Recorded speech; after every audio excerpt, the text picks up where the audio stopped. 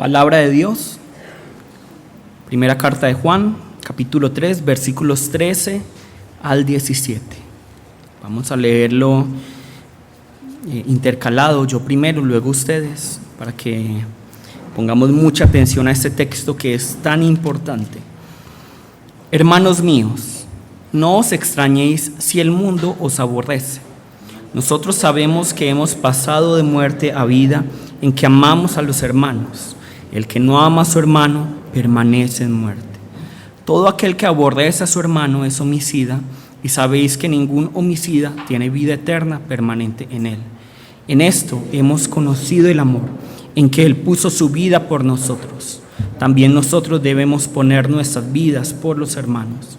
Pero el que tiene bienes de este mundo y ve a su hermano tener necesidad y cierra contra él su corazón, ¿cómo mora el amor de Dios en él? Amén. Vamos a orar. Padre Dios, gracias Señor por esta mañana en la que nos permites estudiar tu palabra, en la que nos permites evaluarnos, examinarnos. Padre, ciertamente viendo el estado de la iglesia, creo que si no es a todos, a la mayoría nos falta más introspección, nos falta evaluarnos, examinarnos, vernos a nosotros mismos. Permite que hoy no escuchemos esta prédica pensando que el otro debería ser así, sino primeramente pensando que esta prédica es para cada uno de nosotros, sin excepción. Padre, ayúdanos a cumplir tu palabra y a vivir de acuerdo a ella, que realmente tengamos como tesoro esta vida que tú nos has entregado. Padre, en este siervo tuyo, Padre Dios, pone el amor por las almas para que pueda entregar esta palabra, no con mi pensamiento, no con mi filosofía, no con mis emociones o sentimientos, sino únicamente a través de la guía del Espíritu Santo. Te lo pido en el nombre de Jesús. Amén. Bueno, recuerden que estamos tratando este tema que se llama Viviendo para lo Eterno. Se llama esta serie Viviendo para lo Eterno. Y hoy vamos a subtitular esta predicación, este sermón, esta homilía en Has pasado de muerte a vida. Has pasado de muerte a vida. Y si quisiera que hoy la predicación cada uno la escuchara pensando que se la estoy diciendo directamente a cada uno de ustedes. No es una indirecta. No es, pero el ministro, ¿por qué está diciendo eso? Seguramente me lo está diciendo a mí. Sí, se lo estoy diciendo a usted. A cada uno de ustedes. Y también quiero que empecemos a entender que cada predicación no es acerca del otro, sino que es acerca de mí. No es acerca de la otra persona, porque muchas veces pensamos que el otro es el pecador, el que se equivoca, pero muchas veces nosotros estamos cometiendo faltas mayores. Entonces podemos hablar, por ejemplo, del adulterio. Entonces pensamos en ¿qué? En algo sexual, pero no pensamos, de pronto yo estaré adulterando espiritualmente. Estaré yo adulterando de manera yo que estoy sirviendo a otros dioses. Eso también es adulterio. Entonces pongámosle mucha atención a la palabra de hoy, que es fundamental en nuestra vida de fe. No es un secreto para nadie, y hablaba la semana pasada con Michael, que estamos en un mundo consumista. Estamos en un mundo donde tratamos de tener más y más y más y más y más, y pensamos que tener más nos hace más. Pensamos que entre yo más tengo estoy bien, que entre yo más tengo más bendición del Señor, que entre yo más tengo un estatus. Entonces compramos el último iPhone. ¿Ya en qué iPhone estamos? En el 11. Compramos el último iPhone, logramos comprar el iPhone 11 con 3 cámaras, y a la semana de comprarlo, ¿qué pasa? Sale el 12, ya con 4 cámaras. Entonces, ¿qué? No, entonces voy a vender este y voy a comprar ese. ¿Por qué? Por ese estatus social. Y eso también pasa con Samsung, con cualquier celular. Es solo un ejemplo. Pero, entonces por ese estatus social, quiero comprarlo. Porque realmente si uno le preguntara a las personas que tienen un iPhone último modelo, les aseguraría, y hablábamos con Michael, que 50%, por decir mucho, sabe cómo utilizar correctamente el iPhone y sacarle jugo a un iPhone. De resto, no habría diferencia entre una persona que tiene un iPhone primer modelo al 11.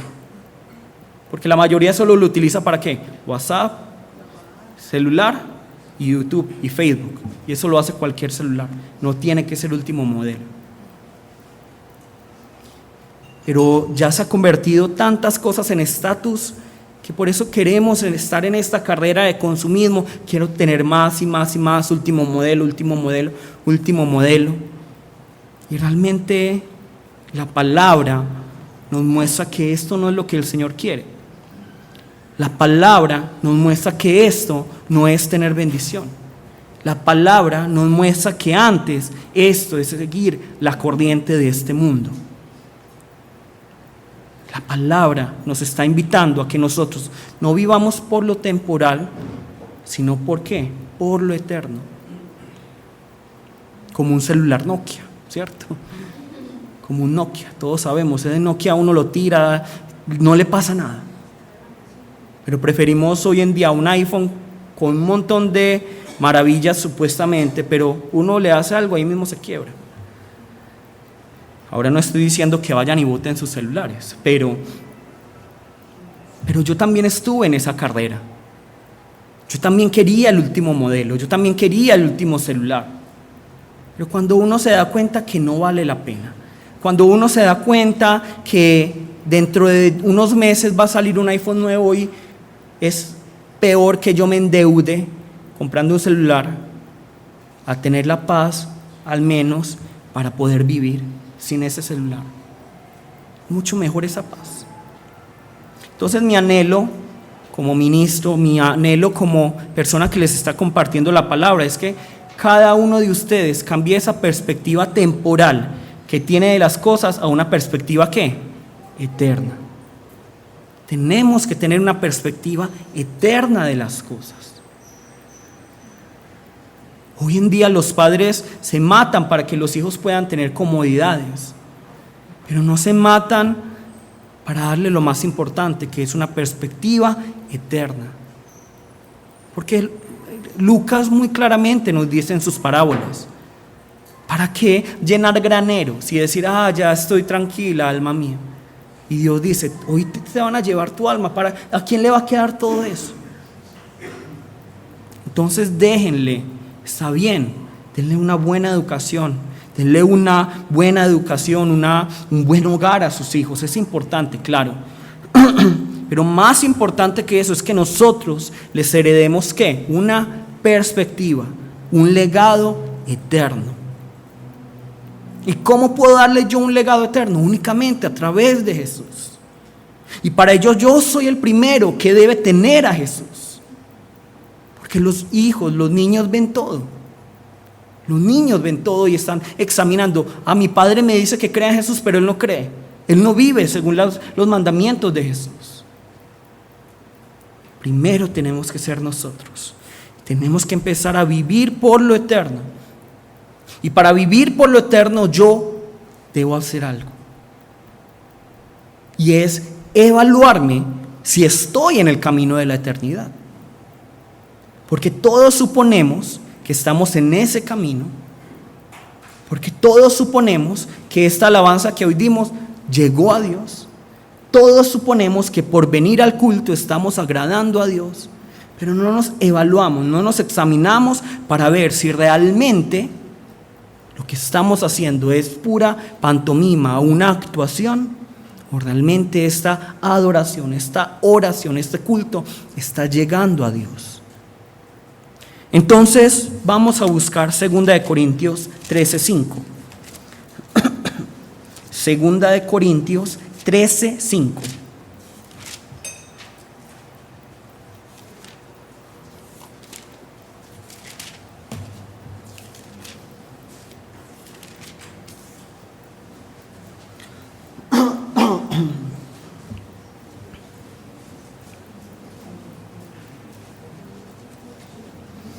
Segunda de Corintios 13, 5, capítulo 13, versículo 5, el último capítulo de Segunda de Corintios, versículo 5.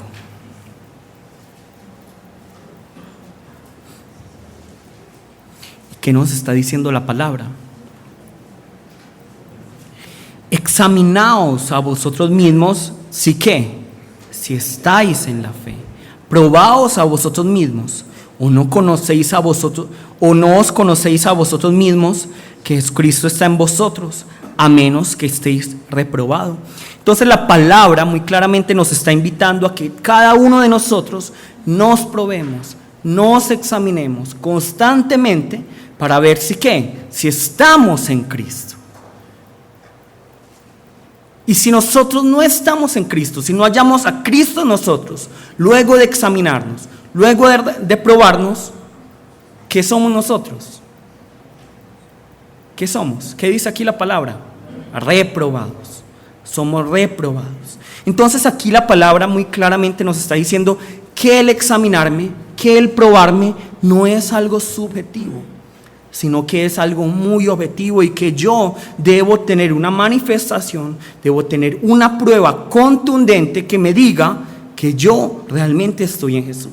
Es decir, no es una emoción subjetiva, porque todos podemos suponer que creemos en Jesús. Todos podemos suponer que estamos agradando a Dios. Todos podemos pensar y creernos esa mentira, que estamos bien con el Señor. Pero puede que no sea así. Puede que nuestra adoración no le agrade al Señor. Puede que el Señor en este momento quiera cerrar esta iglesia. Puede que el Señor no esté alegre con ninguno de nosotros. Y todos nosotros suponemos que estamos bien con Él, porque somos muy subjetivos, pero no vemos las manifestaciones, las pruebas objetivas para saber si Jesucristo está en nosotros, habita en nosotros. Y esto es muy importante. ¿Por qué? Porque la palabra nos habla únicamente de dos destinos: el cielo o el infierno, la vida o la muerte, la bendición o la maldición. Nos está hablando de estos dos caminos. Y por eso es fundamental que nosotros, el día de hoy, cada uno de ustedes se evalúe, no evalúe al otro, se evalúe y mire, yo sí estoy teniendo esta manifestación, sí tengo esta prueba, me examino y sí tengo claro que estoy en el Señor, sí o no. Es muy importante. No continúen la vida de fe, sino se prueban en esto. Porque luego van a correr y luego se van a cansar y luego van a decir, no, yo más bien dejo esto. La palabra nos asocia a nosotros con árboles, que nosotros somos plantas. Entonces el que cree en Jesús, el que escucha a Jesús y el que vive a Jesús, el que es no solo oidor, sino hacedor de la palabra, ¿qué tipo de árbol es? ¿Un qué? Un árbol bueno. ¿Que produce qué tipo de fruto? Un buen fruto. Pero aquel que no cree, aquel que es solo oidor y no hacedor de la palabra, aquel que escucha pero no obedece, como es tenido aquí en la Biblia, como un árbol malo, que no produce fruto o que produce mal fruto. Sin embargo, nosotros tenemos que entender una cosa. Primero examinarnos, ¿qué tipo de árbol soy yo? ¿Soy un árbol bueno? ¿Soy un árbol malo? Pero también tenemos que ver que la palabra nos habla de un abanico de personas. Que no todos podemos decir, es A o B, negro o blanco, porque tendemos a ser así por nuestro carácter. Pero realmente la palabra nos habla que también hay árboles malos que creen que están dando frutos buenos. Pero la verdad es que Dios detesta estos frutos. Nosotros también podemos ver árboles buenos que en un momento produjeron mucho buen fruto, pero ¿qué pasa? Viene un parásito, viene una enfermedad y se disminuye la producción del fruto. Por ejemplo, todos saben qué es la broca, ¿sí o no? ¿Qué es la broca? Es como un parásito que no permite que el café produzca la cantidad de café que antes producía. Lo mismo pasa con algunas personas. ¿Qué es lo que tienen que hacer? Es arrepentirse y volver a Dios y pedirle: Señor, restáurame y permíteme dar fruto. Permíteme volver a dar el fruto que antes daba. Entonces, la Biblia muy claramente nos habla de que nosotros cuando tenemos la fe en Jesucristo, vamos a producir ¿qué? Fruto. No es una opción. No es algo que algunos sí, algunos no. No, todo el que cree en Jesús, todo el que camina en los caminos del Señor, va a tener ¿qué? Al final, fruto. Entonces, ¿cómo puedo saber yo si tengo fruto? ¿Cómo puedo saber yo si tengo obras? Entonces, es ahí donde tenemos que evaluarnos y examinarnos para ver: yo sí tengo la fe que le agrada a Dios. Hoy sí quisiera que todos no tomaran esta prédica como algo para tener desesperanza, sino más bien para examinarse y volver a Dios. ¿Cuál es el fruto entonces? ¿Es acaso ser perfectos? Vamos a buscar 1 Corintios 1, 26, 29. 1 Corintios 1, 26, 29.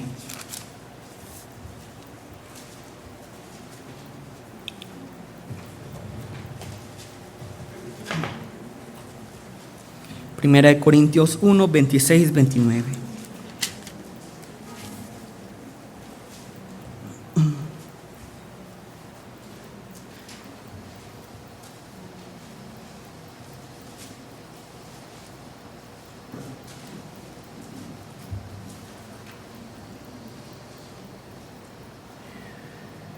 Aquí la palabra nos dice: pues mirad, hermanos, es decir, nosotros.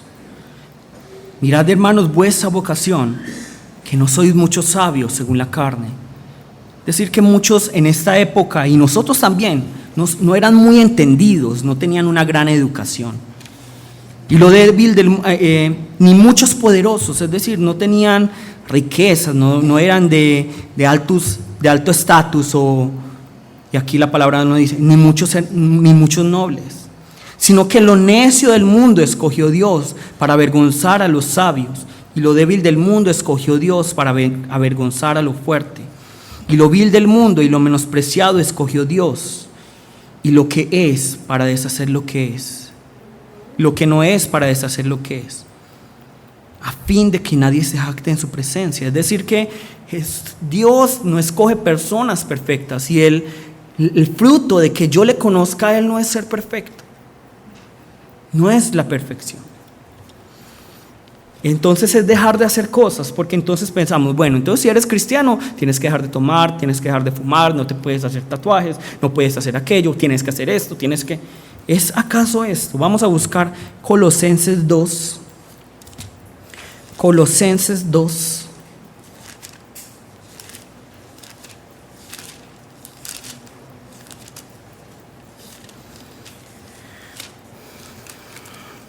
Colosenses 2, 20 al 22.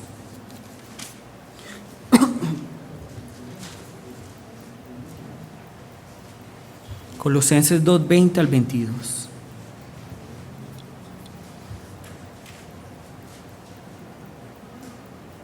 Aquí nos dice la palabra: pues si habéis muerto con Cristo en cuanto al ordenamiento del mundo, porque como si vivieseis en el mundo, os sometéis a preceptos tales como: no manejes, ni gustes, ni aun toques, en conformidad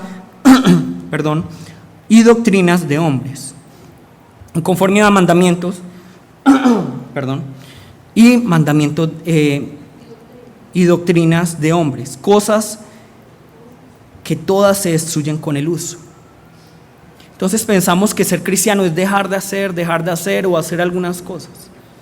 Y vemos muchas personas cargadas porque los líderes están diciendo: tú no puedes hacer esto, tienes que hacer esto. Se cargan y no pueden ir a la gracia, porque si el Señor me va a dar todos estos mandamientos y yo estaba más libre en el mundo, más bien me voy al mundo. No.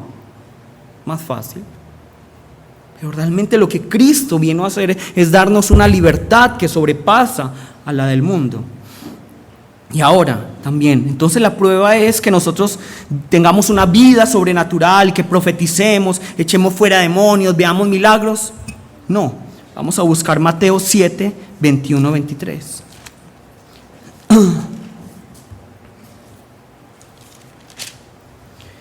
Mateo 7, 21, 23.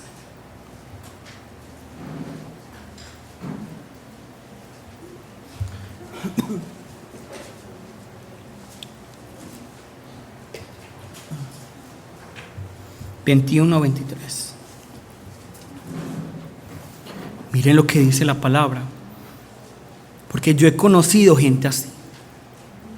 Dicen, si tú no eres capaz de expulsar demonios es porque no tienes a Jesús. Que la manifestación verdadera que eres cristiano es que puedes expulsar demonios, dicen algunos allí en Corea, decían.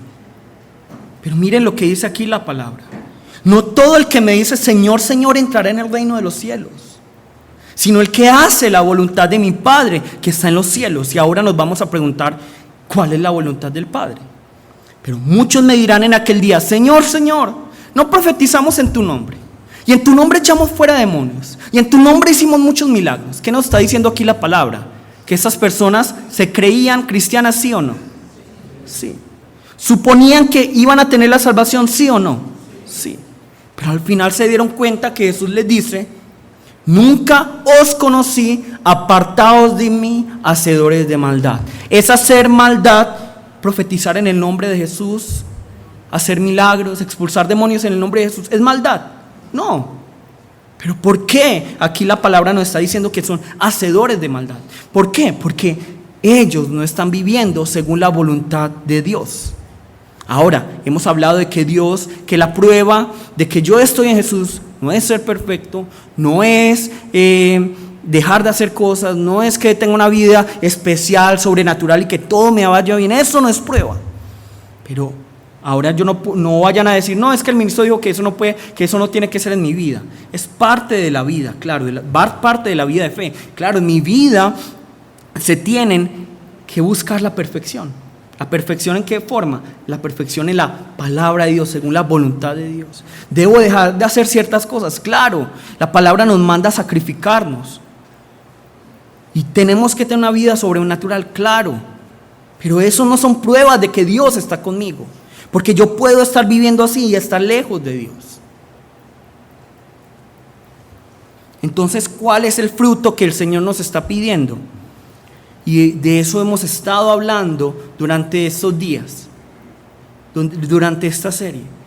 Primero, como ya les dije, son 3 elementos: el amor incondicional, el servicio sin reservas y la adoración extravagante. El amor incondicional, el servicio sin reservas y la adoración extravagante. Pero ¿cuál es el más importante de todos esos? ¿Cuál es la base? Es el amor.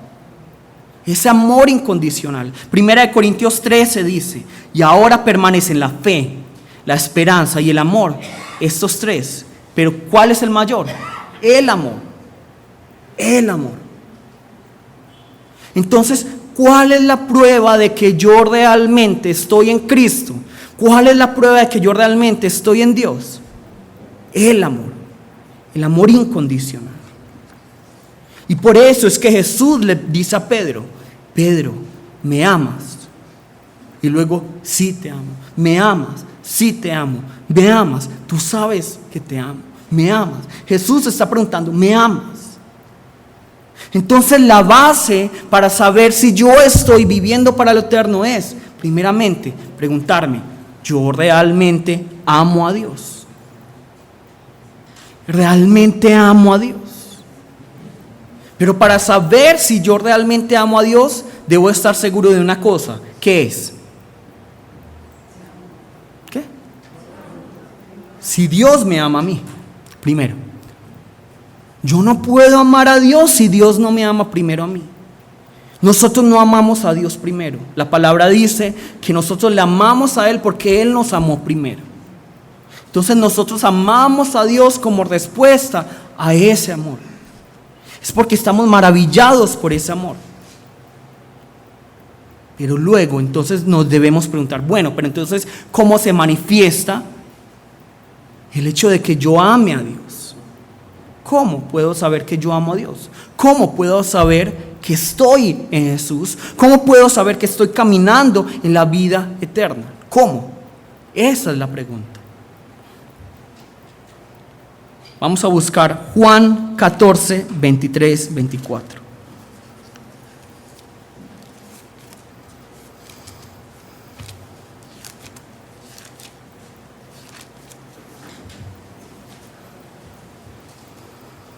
Juan 14, 23, 24.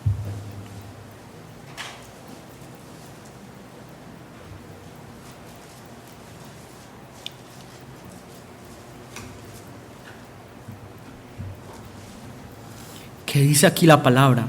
Jesús es demasiado claro. Respondió Jesús y le dijo: el que me ama, ¿qué es lo que va a hacer? Mi palabra guardará. Y mi Padre le amará, y vendremos a Él y haremos morada con Él. Entonces, ¿quién es el que ama a Jesús? El que guarda su palabra. Y el que ama a Jesús, ¿qué le ocurre? Es amado por el Padre, y el Padre viene a Él y hace morada con Él. Pero por otra parte, aquí vemos como este antagonismo. El que no me ama, ¿qué es lo que hace? No guarda mi palabra, y la palabra que habéis oído no es mía, sino del Padre que me envió. Entonces yo les pregunto, ¿yo puedo decir que amo a Dios sin guardar su palabra? No, la palabra muy claramente nos está diciendo que no. Yo puedo decir que el Padre me cuida, que el Padre me ama sin guardar su palabra. No, porque el Padre es el que ha dicho: guarden mi palabra, guarden mi mandamiento. Y entonces Jesús escucha esto y lo repite. Él es el megáfono, por así decirlo, del Padre, y el Padre dice: este es mi mandamiento, y el Hijo dice: este es el mandamiento. Entonces, si nosotros no escuchamos al Hijo, ¿a quién no estamos escuchando? Al Padre. Y cuando nosotros no escuchamos al Hijo, estamos desobedeciendo el mandamiento del Hijo, estamos desobedeciendo el mandamiento ¿de quién? Del Padre.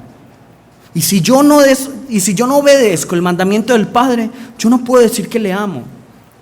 No puedo decir que le amo.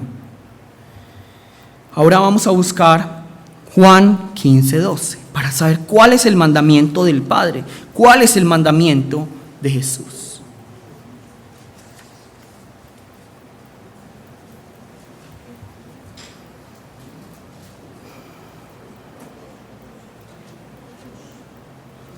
Juan capítulo 15 versículos 12. ¿Listo? Nos dice así: este es mi mandamiento, que vengan al culto y ofrenden y diezmen. ¿Está diciendo así Jesús? No. Que no digan mentiras, que vivan bien. No. Este es mi mandamiento, que os améis unos a otros como yo os he amado. Este es mi mandamiento, que os améis unos a otros. ¿Cómo? ¿Cómo debemos hacerlo? Como yo os he amado. ¿Y cómo nos amó Jesús? Entregando su vida por nosotros. Jesús incluso dice en Juan 17: Padre, así como me has amado a mí, ámalos a ellos. ¿Eso no es demasiado grande amor? Yo les pregunto, ¿cuánto amor tendrá el Padre por el Hijo? Un amor inmenso. ¿Cuánto amo yo a mi hijo? Yo lo amo un montón. ¿Ustedes creen que si mi hijo me dice: padre o papá, por favor ama a mi amigo tal y como me ama, ¿ustedes creen que yo voy a amar a ese amigo tal y como yo amo a mi hijo? Jamás. Jamás. Lo voy a querer mientras trate bien a mi hijo. Pero Jesús dice: Padre, ámalos a ellos así como me amas a mí. No es decir, no por grados. No es: Señor, ámalos a ellos nivel 1, que a mí me estás amando nivel 10. No. Ámalos así como me amas. Y de esto nos está hablando Jesús aquí en Juan 15:12. Como yo os he amado. Entonces, ¿cómo debemos amar nosotros? Al prójimo, al que está al lado. ¿Cómo? Como Jesús nos amó a nosotros. Entonces, ¿cómo podemos decir, bueno, ministro, pero usted me dijo que es una prueba contundente? Vamos a buscar 1 de Juan 3:10. 1 de Juan 3:10.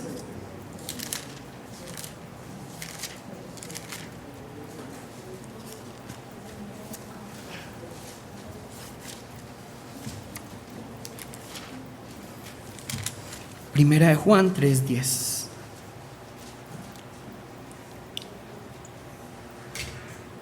Aquí la palabra nos está diciendo cómo puedo saber cómo puedo saber si soy hijo de Dios o hijo del diablo. La palabra nos está diciendo aquí.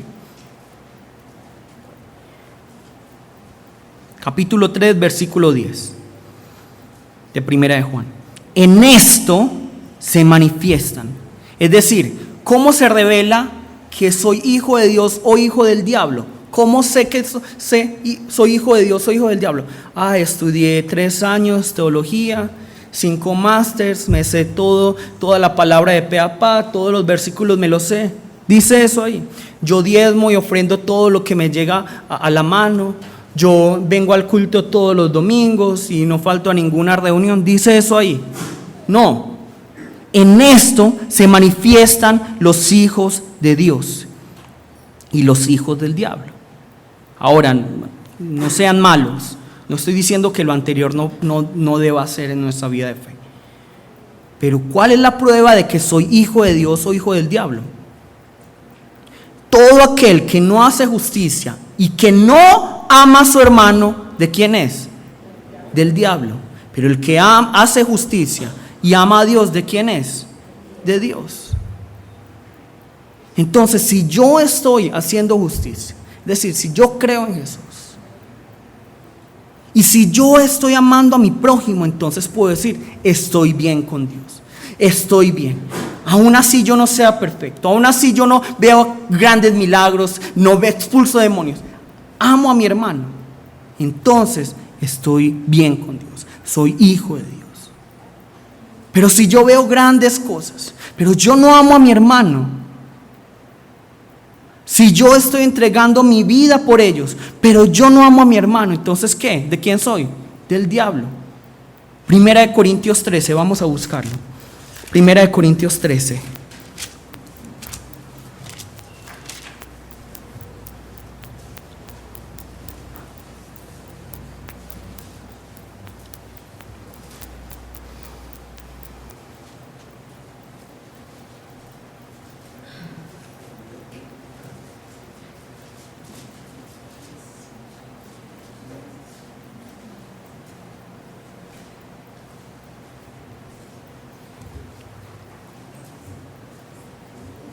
Miren lo que nos está diciendo aquí la palabra. 1 Corintios 13, versículo 1. Si yo hablo lenguas humanas y angélicas y no tengo amor, vengo a ser como metal que resuena o címbalo que retiñe. Es decir, que yo puedo hablar en lenguas, yo puedo orar muy bonito, pero me puede faltar amor. Yo puedo hablar muy bonito, yo puedo hablar muy bonito, pero me puede faltar amor. Yo puedo dar la palabra, me puede faltar amor totalmente. ¿Cómo le suena a Dios todo eso? ¿Les gusta este sonido? ¿Se imaginan una alabanza? Te alabaré, te glorificaré. Así le está sonando a Dios cuando no tenemos amor. Y no es amor hacia Dios, amor hacia el hermano. ¿Cuál es el mandamiento? Este es mi mandamiento, que os améis los unos a los otros. Este es mi mandamiento. Luego nos dice aquí, y si tuviese profecía y entendiese todos los misterios, es decir, toda la palabra y toda ciencia, y miren lo que dice aquí, y si tuviese toda la fe, de tal manera que trasladase los montes. ¿Qué tipo de fe? ¿Cuántos de ustedes han tratado de mover la piedra del Peñol a través de la fe? Pero aquí nos dice que puedo hacerlo con la fe que tengo. ¿Y puede me faltarme amor? Sí. Y no tengo amor, nada soy. Y si repartiese todos mis bienes para dar de comer a los pobres, es decir, yo le doy comida, doy limosna a todo el mundo, y entregase mi cuerpo para ser quemado y no tengo amor, de nada me sirve. El amor es fundamental, nos dice aquí la palabra. Ese es el mandamiento de Dios. Primeramente, amar ¿a quién? A Dios sobre todas las cosas. Y segundo, amar al prójimo como a mí mismo. Esa es la prueba de que ustedes están en Dios o no. De hecho, si nosotros vemos la palabra ágape, ¿qué es el amor tipo ágape? ¿Quién se acuerda? Un amor incondicional, un amor que realmente me lleva a la acción. Pero cuando ustedes buscan en el diccionario de griego, van a buscar ágape. ¿Qué significa la palabra ágape? Significa un amor incondicional, pero también significa cena. La cena que hacían los discípulos, los cristianos juntos. Entonces, cuando yo no quiero tener relación con mi hermano, cuando yo no quiero integrarme con mis hermanos, ¿qué es lo que estoy haciendo? No estoy teniendo ágape. No puedo decir, Señor, yo sí te amo. No, es que es ilógico.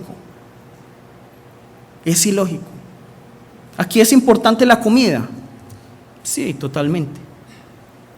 Cuando uno va como médico al Rural, la gente es muy querida. Y hay veces no tienen nada para... Yo me acuerdo, yo hice Rural en Andes. Y me acuerdo que una señora va llegando con un costal, ¿cierto? Ay, doctor, tan bonito usted. Y me entrega un costal en medio del consultorio, grande, con un montón de papa, de plátano, un montón de cosas. Y esa era la forma en que ella decía, doctor, gracias. ¿Qué hubiera pasado si yo a esa persona le hubiera dicho, no, sabes que yo soy alérgico al banano, yo soy alérgico a la papa? ¿Qué hubiera ocurrido? Me da con el plátano. En el colegio nos mandaba a hacer estas obras sociales y nos tocó ir a Amagá. Y allá en Amagá es minero, ¿cierto? Y ustedes saben que como trabajan mucho, comen poquito, comen mucho. Muchísimo. Entonces, cuando tienen un invitado, ¿cuánto le dan? Muchísimo. ¿Qué hubiera pasado si yo digo, no me gusta, yo no quiero comer? ¿Qué hubiera ocurrido? Se siente despreciada la persona. Se siente despreciada. ¿Por qué? Porque la comida es fundamental. Entonces, aquí nos habla de eso. Hoy vamos a participar de la Santa Comunión. Esto es ágape. Pero no solo comer, sino tener comunión. En Corea es fundamental, por ejemplo, la comida. Siempre que yo quiero a alguien, le doy comida. Cuando yo me encuentro con alguien, lo primero que pregunto es, hola, ¿cómo estás? No, hola, ¿ya comió? Hola, ¿ya comió? Si ustedes ven los dramas, las telenovelas, las novelas coreanas, van a ver que muchas de las escenas están alrededor de la mesa. Porque es que yo no como con mi enemigo, a menos que lo quiera matar. Yo solo como con mi amigo. Yo solo como con aquella persona que soy cercana. Si un enemigo me dice a mí, vamos a comer juntos, yo voy a decir, no quiero. ¿Por qué? Primero, porque qué miedo que me vaya a envenenar. Y segundo, porque es que cómo va a entrar la comida cuando yo estoy mal con esa persona. Por eso es el ágape. Entonces, nosotros tenemos que entender esto. Cuando nosotros nos volvemos cristianos hay un efecto negativo. ¿Cuál es ese efecto negativo? Que nosotros nos comprometemos. Nosotros cuando decimos Jesús, creo en ti, estamos firmando un contrato, por así decirlo. Y hay unas letras bien grandes, no pequeñas, porque Dios no nos engaña. Y nos dice, cedo todos mis derechos a perdonar, todos mis derechos a no amar, cedo todos mis derechos a odiar. Yo ya no tengo derecho a no perdonar, yo ya no tengo derecho a no amar, yo ya no tengo derecho a no interesarme por el otro, por el hermano. Y esa es la prueba que Jesús nos está diciendo. Si ustedes están viviendo por lo eterno, si ustedes están en Jesús, y eso es lo que Pablo nos está diciendo, examínense si Jesucristo está en ustedes. ¿Qué debo examinarme? ¿Amo yo a mi hermano como Jesús me amó a mí? ¿Cuántos de ustedes pueden decir, yo amo a mi hermano como Jesús me ama a mí? Muy pocos. Si es que ninguno. Muy pocos podemos decir esto. Nos insultan y ¿qué hacemos nosotros? Queremos golpearlo, insultamos, hablamos de esas personas por detrás. Cuánto chisme, cuánta crítica, cuánto juicio hacemos contra nuestros hermanos. Tenemos que amar, y el amor, es que el amor, yo no podría definirlo, es esto. El amor es un abanico. El amor es una gran cantidad de cosas. Nosotros tratamos de decir, no, es que el amor es esto. No, el amor son muchas cosas. ¿Cómo debo manifestar el amor? Como con un hijo. Mi hijo, yo no sé si va a ser necio o tranquilo, pero hay veces me va a tocar, ¿qué? Darle una pela. Pero otras veces, aunque haga algo malo, ¿yo qué voy a tener que hacer? Hijo, sentémonos, vamos a hablar. A veces me va a tocar abrazarlo, hay veces me va a tocar regañarlo. Eso es el amor. Y eso es lo que nosotros tenemos que hacer entre nosotros. Nosotros vamos a pelear entre nosotros, claro, la palabra lo promete, que entre nosotros cristianos va a haber luchas, peleas, enemistades, sí, la palabra lo dice. Pero ¿qué nos dice a nosotros, a cada uno de nosotros? Baje usted la cabeza, baje usted primero la cabeza. Ay, pero es que me han decepcionado, baje usted primero la cabeza. Ay, pero me hizo lo mismo, baje usted la cabeza. ¿Cuántas veces dice la palabra que debemos perdonar? 70 veces 7. Y si 7 veces peca contra mí esa persona, 7 veces ¿qué? La perdono. Vamos a buscar 1 Corintios 6, 7.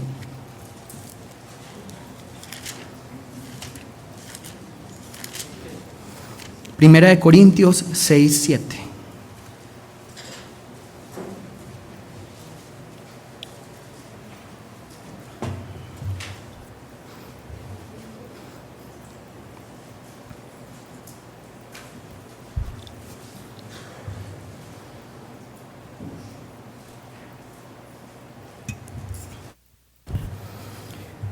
Aquí la palabra dice, así que, por cierto, es ya una falta en vosotros que tengáis pleitos entre vosotros. Es decir, ya es un pecado, por así decirlo.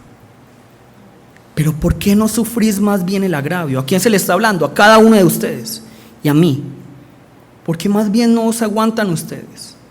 ¿Por qué más bien no sufren ustedes? Pero no, tratamos de defendernos. Tratamos de odiar a la otra persona.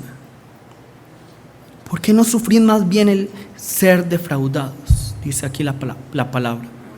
Sufran ustedes. ¿Qué nos dice Jesús? Que si me dan en la otra mejilla, ¿yo qué debo de hacer? Dar la otra. ¿Eso qué me quiere decir? Que yo debo estar dispuesto para poner la cara. Pero muchos decimos, no, ya me dio una palmada, yo no voy a dejar que me dé. Yo perdono, pero no significa que debo tener relación con esa persona. No, cuando a mí me dice ponga la otra, significa que a mí me dan una palmada y estoy dispuesto a quedarme ahí, tener una relación con esa persona para que me dé la otra. Eso es amor. Caminar la segunda milla, dar más, esperar dar más que recibir. ¿Cuántos de ustedes pueden decir que aman así? Pero criticamos con nuestra boca, matamos con nuestra lengua que parece una espada. Llegamos a la iglesia, ay, otra vez con esta manada de pecadores.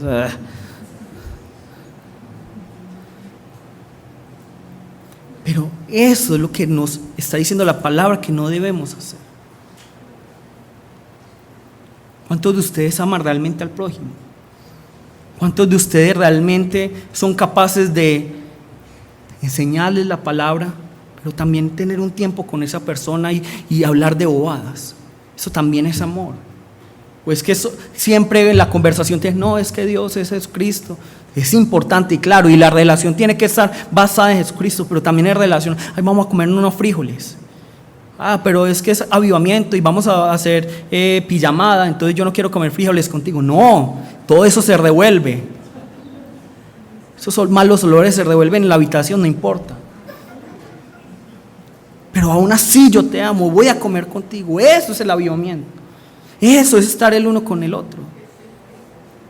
Miren cada uno de ustedes. Ustedes se creen muy lindos. Cuando uno se pone a estudiar medicina, uno tiene dos caras. Yo veo, por ejemplo, cuando estudio medicina, el ser humano es una obra de arte, pero al mismo tiempo el hombre es un ser asqueroso. Un hombre es algo que realmente, ay, es que esto es bonito, esto es feo. No, es que todos tienen sus cosas. Entonces, ¿qué somos nosotros? Nada. Pero ahora sí les pido, no sea un amor, porque decimos que ámense los unos a los otros y pensamos, bueno, entonces tengo que amar y bueno, entonces quieres ser mi amiguito para toda la vida. No, mire qué dice 1 Pedro 1:22.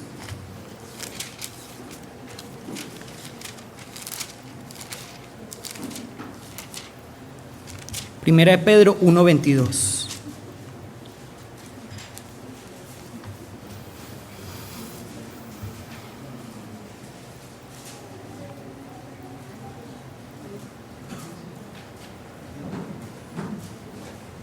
Aquí nos dice la palabra: habiendo purificado vuestras almas por la obediencia a la verdad, mediante el Espíritu, para el amor fraternal, no fingido, amaos unos a otros entrañablemente de corazón puro. Entonces, la pregunta es, ¿yo cómo puedo amarlos a ustedes y ustedes cómo me pueden amar a mí? ¿Yo cómo puedo amar a mi prójimo? Primeramente, recibiendo el amor de Dios.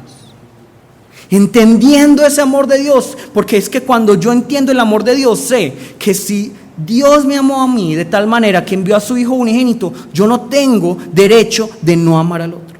Que si Dios me perdona todos los días, cuando cometo el mismo pecado, entonces yo no tengo el derecho de no perdonar a mi hermano, sea quien sea, aún así me caiga muy mal.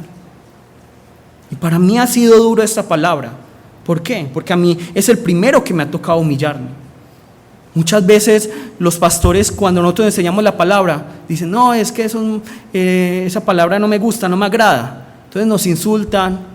Hubo un momento, Sara y yo íbamos a una iglesia grande, donde todo el mundo nos decía, ay, Dawn, Sara, ustedes como son delitos, los amamos tanto. Ay, sí, es que ustedes se esfuerzan tanto, alaban con todo el corazón. Pero luego escuchan una cosa mala de uno, y ahí mismo, ¿qué?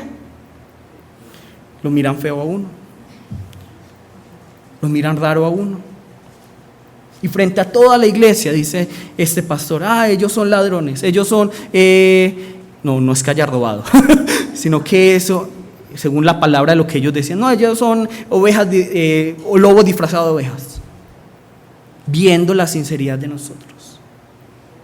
Las personas que más han lastimado mi vida, ¿son cristianos o no cristianos? ¿Ustedes qué creen? Son los cristianos. Pero nosotros deberíamos ser diferentes. ¿Cómo debería ser la entrada de la iglesia? Un lugar donde cada uno pueda poner su máscara. Pero la verdad es que cuando entramos a la iglesia, ¿qué es lo que hacemos? Ponernos otra máscara. ¿Por qué? Porque cuando entramos a la iglesia nos ponemos otra máscara. Porque es el lugar donde más nos juzgan, donde no podemos ser nosotros. Cuando la iglesia debería ser, ¿qué? Un lugar seguro donde yo me quite la máscara y pueda decir, aquí me van a entender, aquí me van a apoyar, aquí me van a cuidar. Eso debería ser la iglesia. Eso es lo que debemos hacer nosotros. Yo les pregunto, ¿cuántos de ustedes realmente entregan su vida por el hermano? Hay mucha gente aquí muriéndose de hambre. Hay mucha gente aquí que tiene problemas peores que el hambre, problemas familiares, problemas de enfermedades. ¿Qué estamos haciendo nosotros? ¿Cuántos de ustedes, les pregunto, esta semana o este mes al menos, bueno, usted comenzó esta semana, pero cuántos de ustedes oraron por mí esta semana? ¿Cuántos de ustedes realmente pueden decir, es que yo amo al ministro? Y no me llaman para decirme, ministro, venga, yo tengo algo para contarle, sino, ministro, pues no es secreto para nadie que a mí me gusta comer. Entonces, ministro, venga, yo lo invito a comer. ¿Quiénes de ustedes hacen eso? Ministro, venga, yo lo invito a comer una hamburguesa y hablamos de bobadas. Para mí sería genial. Ministro, venga, vamos a hacer esto, vamos a hacer aquello. Bueno, vamos. Ah, ministro, lo invito a almorzar y de ahí de paso un ratico por mí. Claro, vamos.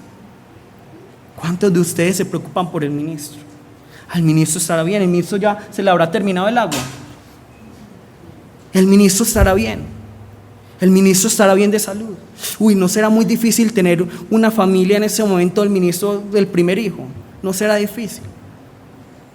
Y ustedes saben que yo nunca he sido una persona que diga, ámenme a mí y yo soy el primero. Nunca he sido así.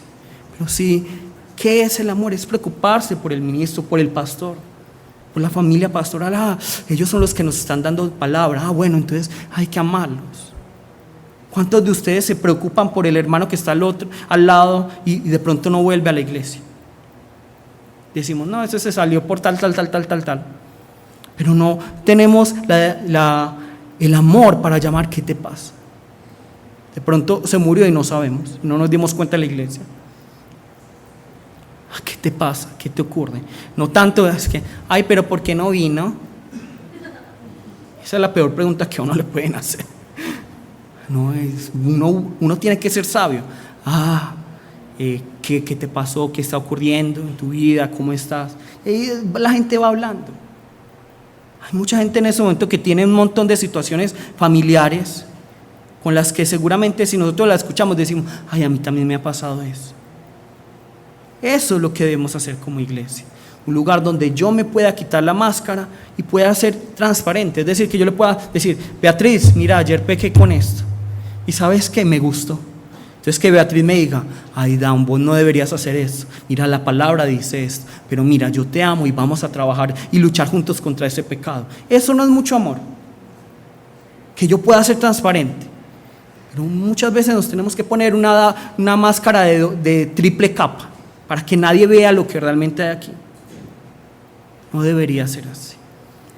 Listo, que realmente nos reconozcan a nosotros, la iglesia Gozo Santo, y a los cristianos como los que se aman. Los que se aman. Y eso pasa con el libro de Juan. El libro de Juan, imagínense, él es el último que escribe los evangelios. El último evangelio es el de Juan. Entonces, ¿ustedes cómo creen que estaban las personas? ¿Qué va a escribir Juan? ¿Qué va a escribir Juan? Uy, nos va a decir secretos maravillosos. Claro, como él es el discípulo amado de Jesús. ¿Y con qué nos sale Juan? Amaos los unos a los otros.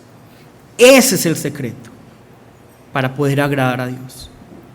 Dejemos ya de criticar, dejemos ya de juzgar. Amemos a nuestro enemigo. Si vemos que alguien cae, no seamos los primeros que pateamos, sino más bien los que extendemos la mano, incluso ponemos nuestro cuerpo para que no golpee más a esa persona. Eso debemos hacer nosotros. Pero es que no me cae bien, pero mire, no, Jesús, ¿cuántas veces le hemos fallado? Amemos, amemos, amemos. Vamos todos a ponernos de pie.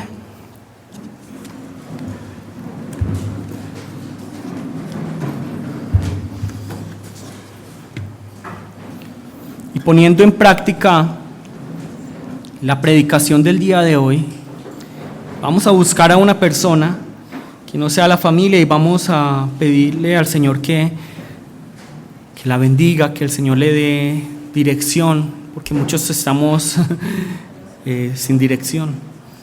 Vamos a pedirle al Señor que le bendiga, que el Señor le permita participar de ese amor. Vamos a llamar el nombre de nuestro Señor y vamos a orar. Jesús.